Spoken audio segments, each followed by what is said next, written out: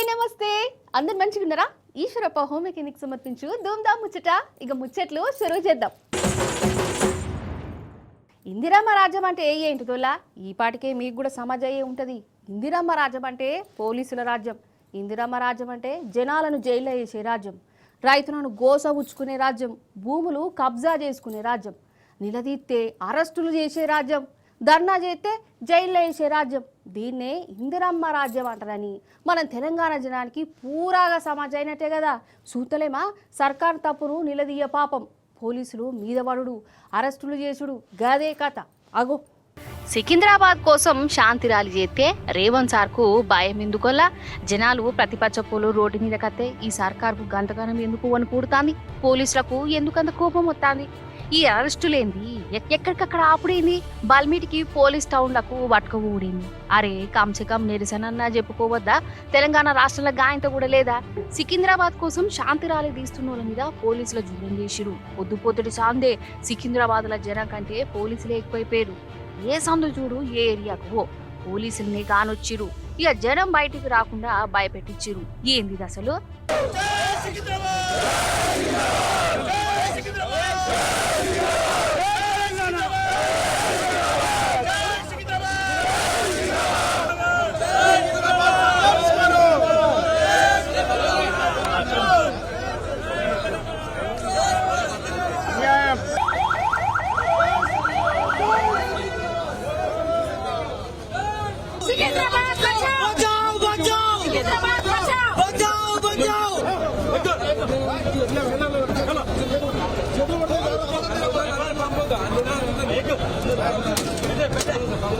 ఇటు తెలంగాణ భవన్ కాడ కూడా పోలీసులు కావలగా చిరుల్లా. ఇక్కడున్న లీడర్లు ర్యాలీకి పోకుండా కేటీఆర్ సార్ను, తలసాని సీనన్నను ర్యాలీకి బయలుదేరేతందుకు రెడీగున్న బీఆర్ఎస్ లీడర్లను తెలంగాణ భవన్ నుంచి బయటికి రాకుండా అడ్డం పడ్డారు. ఈ ముఖ్యమంత్రి గారు ఉన్న జిల్లాలు తీసేస్తా అంటున్నాడు. ఆయన కోపం ఏందో, ఆయన బాధ ఏందో మాకైతే అర్థం కావట్లేదు. ఎవడైనా తెలివైన ముఖ్యమంత్రి 2016లో జిల్లాలు ఏర్పడితే 10 ఏళ్ల తర్వాత జిల్లాలు సెటిల్ అయ్యి కలెక్టర్లు కూర్చొని ప్రజలు అలవాటు పడి, ప్రజలు కరీంనగర్ పోయే వాళ్ళు సిరిసిల్లలోనే పనిచేసుకుంటుంటే, మహబూబ్ నగర్ పోయే వాళ్ళు గద్వాలలోనే కలెక్టర్ గారిని కలుస్తుంటే నీకొచ్చిన నొప్పి ఏంది నేను అడుగుతా ఉన్నా. మీ మంత్రి కోమటిరెడ్డి వెంకటరెడ్డి చెప్పిండు, మేము చెప్పడం కాదు. ఇలాంటి కలెక్టరేటు ఏదైతే ఇక్కడ ఉన్నదో, భువనగిరి కలెక్టరేట్ చూసినాక కోమటిరెడ్డి వెంకటరెడ్డి ఆనాడు ఎంపీగా చెప్పినాడు, కొన్ని రాష్ట్రాల్లో సెక్రటేరియట్లు కూడా ఉండే ఇట్లా అని చెప్పినాడు. గంత అద్భుతంగా సెక్రటేరియట్ కంటే కూడా తలదన్నే విధంగా కలెక్టరేట్లు కట్టి ప్రజల దగ్గరికి పాలన తెచ్చి ప్రజల మనోభావాలను గౌరవిస్తే ఈ ముఖ్యమంత్రికి వచ్చిన ఇబ్బంది ఏంది, ఈ ప్రభుత్వానికి వచ్చిన ఇబ్బంది ఏందని మేము అడుగుతా ఉన్నాం. అట్లాగే అవసరమైతే సికింద్రాబాద్ను జిల్లా చేసే దిశగా ఆలోచన చేయాలి కానీ, సికింద్రాబాద్ ప్రజల మనోభావాల్ని గౌరవించే దిశగా ఆలోచన చేయాలి కానీ, ఈ రకంగా జంట నగరాలని వాటి అస్తిత్వాన్ని చావుదెబ్బగొట్టే విధంగా ఫ్యూచర్ సిటీ పేరిట, ఫోర్త్ సిటీ పేరిట పనికిమాలిన తుగ్లక్ పనులు చేయకుండా మరి ప్రజల మనోభావాల్ని గౌరవించే దిశగా పోవాలని, అట్లాగే తప్పకుండా న్యాయస్థానానికి పోతాం. తుగ్లక్ ముఖ్యమంత్రి ఒకవేళ తుగ్లక్ పనులు చేసినా దాన్ని తిరిగి మార్చి మీ మనోభావాల్ని గౌరవించే బాధ్యత. ఈరోజు ఈ ముఖ్యమంత్రి గారు మరి మా తల్లిదండ్రుల పేరే మార్చే పద్ధతిలో ముందుకు రావడం అనేది దుర్మార్గమైనటువంటి చర్య. మేము ఒక శాంతియుతమైనటువంటి శాంతి ర్యాలీ చేపడతామంటే, నేను ఆ రోజు ఆవేశంలో కొన్ని మాటలు మాట్లాడితే నా మీద కేసులు పెట్టారు. Ameerpet police station, Begumpet police స్టేషన్లో పెట్టి నేను సరే చట్టపరంగా న్యాయపరంగా ఎదుర్కొంటాం. ఇక మీదట ముఖ్యమంత్రి మంత్రులు ఎవరైనా అటువంటి భాష మాట్లాడితే మేము కూడా వదిలిపెట్టాం. మరి న్యాయం చట్టం అనేది మాకే వర్తిస్తుందా, వాళ్ళకు కూడా వర్తిస్తుందా కూడా మేము చూస్తాం. ఒకటి. రెండోది, శాంతియుతమైనటువంటి ర్యాలీ చేపడతామని మేము 5 రోజుల కింద పర్మిషన్ అప్లై చేసినాం. తీరా రాత్రి 10:40 అందరూ పండుకున్నాక రాత్రి వాట్సాప్లో మీ పర్మిషన్ని మేము క్యాన్సిల్ చేస్తున్నామని. ఈరోజు పొద్దున్న నుంచి ఎక్కడ చూసినా కానీ వేలాది మంది పోలీసులని మోహరించి కొన్ని వేలాది మందిని అరెస్ట్ చేసి తీసుకుపోవడం అనేది దుర్మార్గమైనటువంటి చర్య. దీన్ని తీవ్రంగా మేము ఖండిస్తాం. ఈ ర్యాలీకి రాత్రి పోలీసులు పర్మిషన్ ఇచ్చిరు, కానీ తెల్లారినాక ఇచ్చిన పర్మిషన్ ను వాపస్ తీసుకున్నారు. మరి రాత్రికి పొద్దుడికి ఏమైంది? ఎవరు అడ్డు పడ్డారు? నా పోరని కూడా అర్థమవుతుంది కదా. ఇదేనా చేయిపాటి చెప్పుకొచ్చిన ప్రజాపాలన అంటే? ఇసంటి ఇందిరమ్మ రాజ్యమేనా తెద్దా అని చెప్పింది.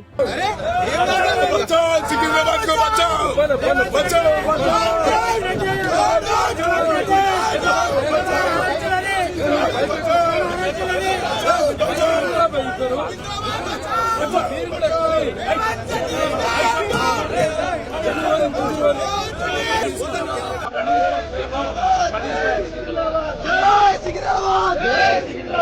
ఇక జనాలు ప్రతిపక్షం లీడర్లు రోడ్డు మీదకి వస్తే ఈ రేవంత్ సారు ఓడతలేడులా. అప్పట్లో ఏమన్నాడోలా, ఈ రాష్ట్రంలో ఎవరైనా నిరసన చేసుకోవచ్చు, ధర్నాలకు దిగచ్చు, మాది ప్రజాపాలన ప్రభుత్వం అని ఏమేమో ఉద్దరం ముచ్చట్లు చెప్పిందా.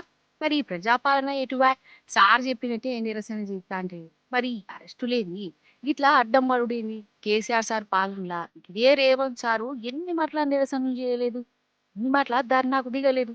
రాజ్యాంగ బుక్ చేతిలో పట్టుకొని తిరుగుతున్న రాహుల్ బాబు ఎటువా. రాహుల్ బాబు గివేం ఆరోతలేదా. చేపాటి ప్రతిపక్షంలో ఉన్న రాష్ట్రంలో కూడా నిరసనలు చేయలేదా కాత గాని.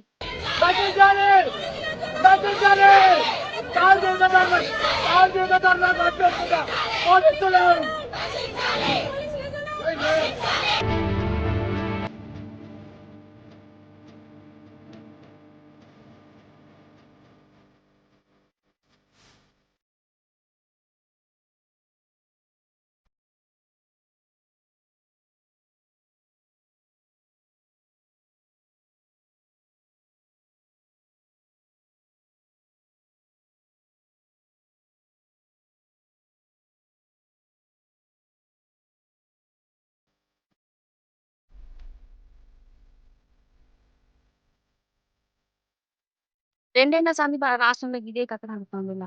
రైతు బంధు కావాలని రోడ్డెక్కితే రైతులను అరెస్ట్ చేశారు. భూములను గుంజుకోవద్దని నిరసన చేసి పోలీసులతో పట్టుకచ్చి యూనివర్సిటీ భూములను కాపాడుకునేందుకు విద్యార్థులు కొట్లాడితే వాళ్ళను జైలు వేసారు. జాబ్ క్యాలెండర్ కోసం ధర్నాకు దింపి నిరుద్యోగుల ఇప్పుడు వాళ్ళ గొట్టి ఆటో డ్రైవర్లను భాగం చేసారు. జర్నలిస్టులకు వేడి చేసారు. ఏంది అసలు అసలు ఇదేం పాలన కాదు. రేవంత్ సార్ నువ్వు ఎవ్వరేం అడగద్దా, ఇట్లెందుకు చేస్తానో, ఇది తప్పని అనద్దా, అన్యాయం అనిపిస్తే నిలదీయద్దా, ఎంతసేపు భజన కొట్టుకుంటూనే ఉండాలన్నా. ఏంటరిక పిన మాట మీద నిలబడాలి అని అడుగులు కూడా తప్పేనా. అదే తెలంగాణ రాష్ట్రంలో ఎవ్వరి మాట్లాడదా, నిలదీసే స్వాతంత్రం కూడా లేదా. ఇదేం ప్రజాపాలన, గిదెక్కడి ఇందిరమ్మ రాజ్యం అని రేవంత్ సార్ మీద గరాని కొత్తురు పబ్లిక్. ఏ మాట కామాటేనులా. దొంగతనం చేసుడు కూడా ఒక కళ, ఒక ఆర్టు. ఎవరికి పడితే వాళ్ళకు దొంగతనాలు చేసుడు రాదు. చోరీలు చేసేటందుకు కూడా తెలివి ఉండాలి, ఒక ప్లానింగ్ ఉండాలి, ఒక స్కెచ్ ఉండాలి. మూడో కంటికి తెలవకుండా ఎట్లా దోసుకోవాలో దిమాగ్తోని ఆలోచించాలి. ఇగో వీళ్ళని చూడురి ఎట్లా దూసుకుపోయిర్రో. వీళ్ళే కాదా దొంగలు. అగో బండి మీద తాండ్లు కదా మంచిగా టిక్కుటాకు వేసుకున్నారు. అగో ఒక ఇంటిని సెలెక్ట్ చేసుకున్నారు, దూరనే దూరిరు, ఇక పొత్తం కూడా చేసిరు.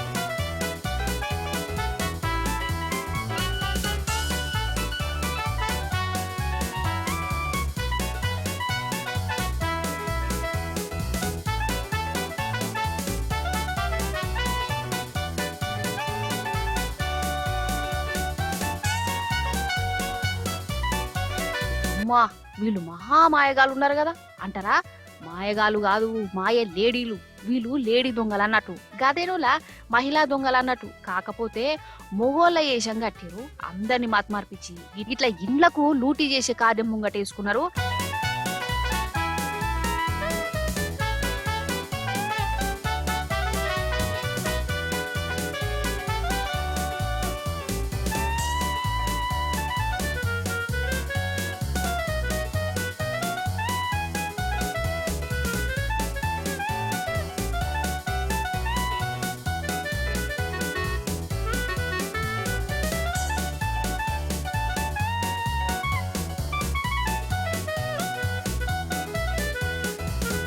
ఈ అక్కలు బెంగళూరులట. ఒక ఆమె పేరు షాలు, ఇంకొక ఆమె పేరు నీలు. పేర్లు మంచిగానే ఉన్నాయి కదా, కానీ బుద్ధే దొంగ బుద్ధి. అయితే మొన్న ఒక ఆటో డ్రైవర్ ఇంట్లో దొంగతనం చేసిరులా. పోలీసులకు ఫిర్యాదు చేసిండు ఆ డ్రైవరు. పోలీసులనేమో సీసీటీవీ చూసి దొంగలను దొరకబట్టే పని పెట్టుకున్నారు. అయితే వీళ్ళ బండి నాడుపుడు చెకింగ్ చేస్తే ఏమైంది, వీళ్ళు ఆడోళ్ళని తేలింది. అంటే ఏషం మార్చి దొంగతనాలు చేస్తే పోలీసులు దొరకబట్టరు కావచ్చు, మొగోళ్ళ దిక్కే నజరు పెడతారు కావచ్చు అని అనుకున్నారు. కానీ ఆఖరికైతే గిట్లా దొరికిపోయారు. చూసినావా దొంగలు తీరొక్క తరికిలా ఎట్లెట్లా ప్లానింగులు వేసుకుంటా దోసుకోతుర్రో. అబ్బురా బిడ్డ, జరంతల పెద్ద ఆపతే తప్పింది. ఏమో సాంబరానికి పోతే సావు అంచులు దాకా పోయినట్టయింది. గోల్కొండ కాడ ఏర్బేలు నాటలు పెట్టిరు కదా, అంటే బుగ్గ మీద ఎక్కి పట్టమంతా చూచుడు అన్నట్టు. కానీ అట్లా ఎక్కి కూర్చున్న వాళ్ళకు సుక్కలు కనబడ్డాయి. అగో ఇదే హాట్ ఎయిర్ బెలూన్ ఫెస్టివల్. ఇట్లా కూర్చుంటే ఈ బుగ్గలు మొగల మీదకి వెళ్ళి అంత తిప్పుకుంటా చూయిస్తుంది అన్నట్టు ఇట్లనే కొంతమందికి ఈ బుగ్గల కూర్చొని పట్నం చూడాలని కాయిచుపడ్డారు. మంచిగా కూర్చున్నారు. అది మీదికి పోయింది తిరుక్కుంటా తోవదపి నెక్నంపూర్ చెరువుల దిగబడ్డది. అగో చూడు ఎంత ఆగమైందో.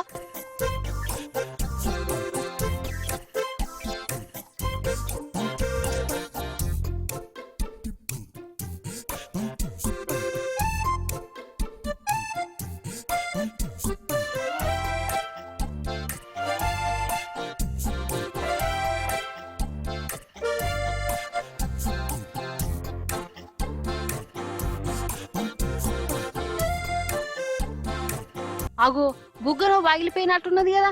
ఇంకా నయం ఇలా ఊసున్నోళ్ళకి ఏం కాలే, అది మెల్లగానే దిగబడ్డదట. అదే లాటుక్కున పడితే ఎట్లుండు కథ. ఇక ఆ బుగ్గను చుట్టుముట్టే తాందుకు అక్కడ ఉన్నోళ్ళకు తల పానందో ఒక కాచింది. ఇక ఇంట్లో ఎక్కినోళ్ళు ఇక జన్మల గీసంటే సాహసాలు చేయం. ఈ బుగ్గకో దండం, ఈ సూచుడుకో దండం అనుకుంటా ఆడికెళ్ళి వేరు. అదన్నట్టు ముచ్చట.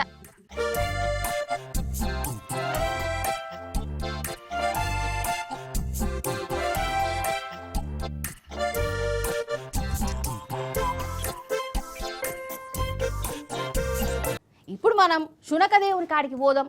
ఇదేం దేవుడు, కొత్త దేవుడా అనుకునేరు. కొత్త దేవుడో పాత దేవుడో ఏ దేవుడో డైరెక్ట్ ఆడికి పోయి దర్శనం చేసుకుంటే ఒక సిద్ధమవుతుంది కదా. పారి మరి చెప్పున. ఇగో దర్శనం చేసుకోరి శునక దేవుణ్ణి. అగో వాళ్ళు దండం పెడుతుర్రు, పూజలు కూడా చేస్తారు కదా. ధూపదీప నైవేద్యాలు కూడా పెడుతుర్రు.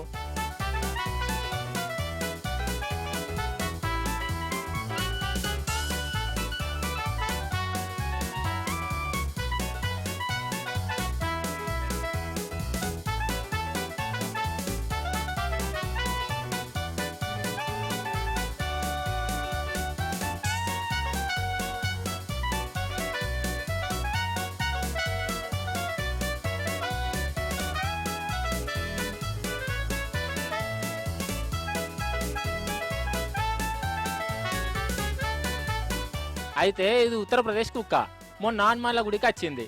ఆంజనేయుని విగ్రహం చుట్టూ ఇట్లా తిరిగిందోల్లా. ఇక ఇంకేమున్నది, చుట్టుముట్టు ఉన్నోళ్ళు ఆ కుక్క లోపల ఉన్న దేవుణ్ణి చూసిర్రు. సాక్షాత్తు ఆ దేవుడే దిగచ్చిండని ఫిక్స్ అయిపోయిర్రు. ఇక కొబ్బరికాయలు కొట్టి ఊదుబత్తీలు ముట్టించి పూజలు అవి చేసిర్రు. అగ చూడిర్రి వాళ్ళు ఎంత భక్తిలో మునిగిపోయిర్రో.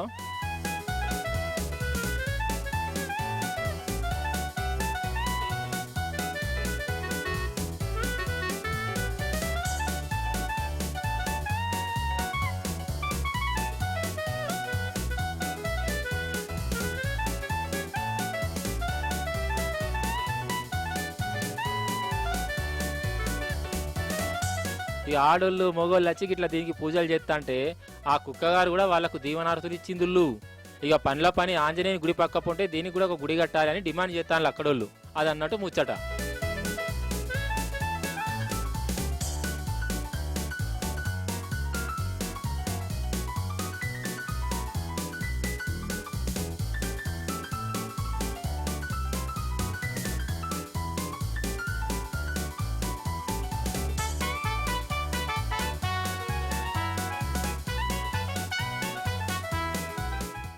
ఎగేసేటోళ్ళు ఉన్నంత కాలం ఎగిరేటోళ్ళు చాలా మంది ఉంటారు. కానీ గట్లా ఎగేస్తున్న కొద్దీ ఎగురితే ఏమవుతుంది, ఎల్లెలికలు పడతారు, కాలు రెక్కలు ఎరుగుతాయి. గట్టనే అయిండు ఒక తాత. కాలు రెక్కలు ఇరగొట్టుకున్నాడు కాదు, ఎగిరెగిరి డైరెక్ట్ పైలోకానికి పోయిండు. అగో పొగడతలకు లొంగుతే ఏమవుతుంది, అసలు కేసరి వస్తుంది. గట్లనే అయింది కథ ఈడ. ఇక ఈ తాతను జనాలు ఈ హీరో ఈ హీరో ఈ హీరో అని ఎగేసిర్రు. ఆఖరి కథ మొగుల మీదికే ఎగిరిపోయిండు. ఈయన చేతుల పామున్న చూడు, పాము వామ్మో పొడిగే ఉన్నది కదా. ముసలోడు చూడు ఎంత ధైర్యంగా పట్టుకున్నాడో. అయితే ఆ పాము అటు కాలువల పొండ తిరుగుతుంటే జనాలు భయపడి పారిపోయారు. కానీ తాత మాత్రం గట్లా వారిపోలే, ముత్తంతా సుక్కేసినట్టున్నది. ఇక ఆ మత్తులో దాన్ని పట్టుకున్నాడు. ఇక జనాలేమో ఈ హీరో తోపు తురుము అని ఎగేసిర్రట. ఇక ఈ తాత ఇంకా రెచ్చిపోయిండు. పామును పట్టుకునుడే కాదు, మెడలేసుకుంటా అంత చూస్తా అనుకుంటా దాంతో పరాశకాలు ఆడిండు. అక చూడవు పెర్ఫార్మెన్స్. ऐसा भी कोई वीर है दुनिया में, ऐसा भी कोई वीर है दुनिया में,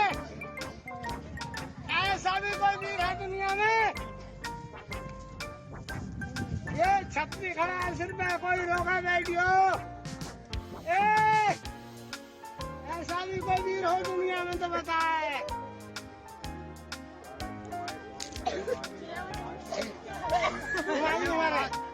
अब लेकर चलो इसे या विदा करना तो लेकर चलो, वरना तो विदा करना विदा कर दो। अब गाँव में जाता हूँ गाँव। रुमाल गिर गया तुम्हारा, रुमाल रखा लो।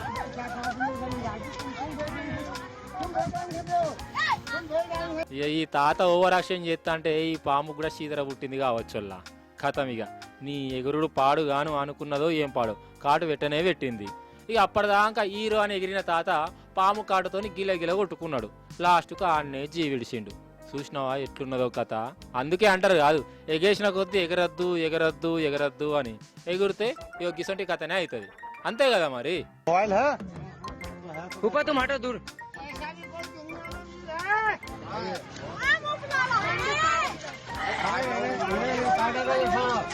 अरे कोई ना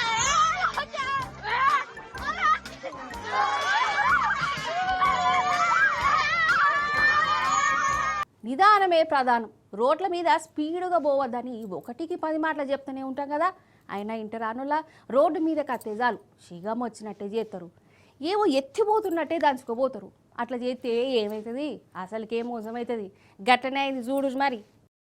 పోలీసులు ఎన్ని రూల్స్ పెట్టినా ఏం చేసినా మాకు సంబంధం లేదు, మేము బండ్లు నడిపేది నడుపుతూనే ఉంటామని అనుకుంటురో ఏమో తెలియదు. కానీ ఇక ఇష్టం వచ్చినట్టు బండ్లు నడుపుతారు. అయినా బండ్లు నడిపిస్తే మమ్మల్ని ఆపేటోళ్ళు ఎవరు, చేసేటోళ్ళు ఎవరని అనుకుంటురో ఏమో. గట్లనే ఒక అన్న బండి చక్కగా తీసుకొచ్చి బస్సు గుద్దిండు.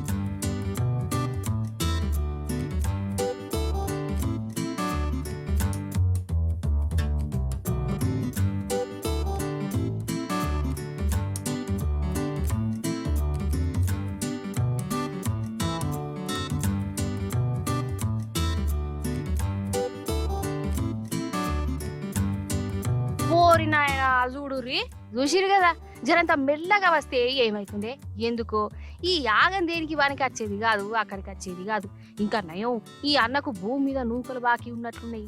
చూడుర్రి, గంత యాక్సిడెంట్ అయినా కూడా అన్న మంచిగా డోర్ తీసుకొని బయటికి ఎట్లా దిగిండు. జరంతా మెల్లగా పోతే ఏమైతుంది అన్న? ఇదంతా కర్ణాటకలో జరిగింది. సజ్జనార్ సారు ట్విట్టర్లో ట్వీట్ చేసిండు.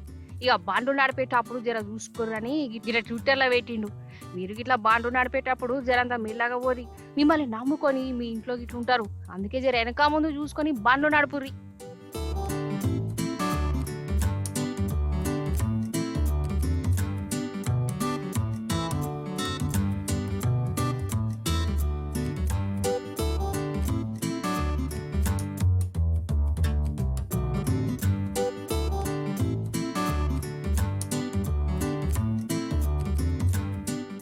చూసిరు కదా, ఇదే ఇవాళ ముచ్చట్లు. మళ్ళీ వచ్చే పారి మంచి మంచి ముచ్చట్లను పట్టుకొని వస్తా ఉంటా మరి.